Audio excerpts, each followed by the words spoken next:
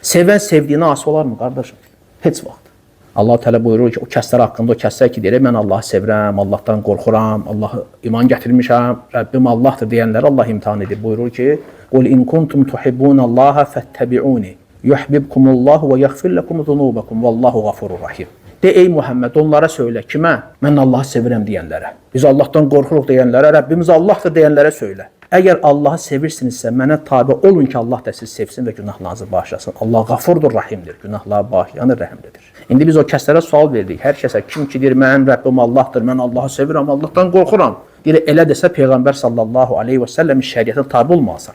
Onun dini tutub gedməlisən. Biruzə vermir, əməllərini görmürük. Görmürük, sən Allahdan qorxuram deyirsən, namaz qılmırsan. Rəbbim Allahdır deyirsən, namaz qılmırsan. İbadət eləmirsən. Haram yiyirsən, rüşvət alırsan, ittiham edirsən, nə bilim, o qədər pis işlərlə məşğul olan insanlar var ki, hamısı bir ağızdan deyir, Rəbbim Allahdır. Amma vallahi nə qədər salih insanlar var ki, onlara deyəndə ki, Allahdan qorx, o sözü eşidəndə qardaş rəngi saralır, qorxur. Çünki iman əhlidir, bilir ki, bu ağır sözdür.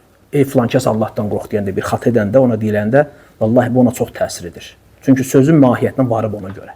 Amma nə qədər qəflətdə olan insanlar var ki, onların vallahi etdiyi günahlarla tükü belə tərpənmir, vecinə də deyil, yer üzərində elə gəzir ki, elə bir canlı cənnət əhlidir. Sanki əmirlər, qadağalar buna aid deyil. Qafil bir kəsdir.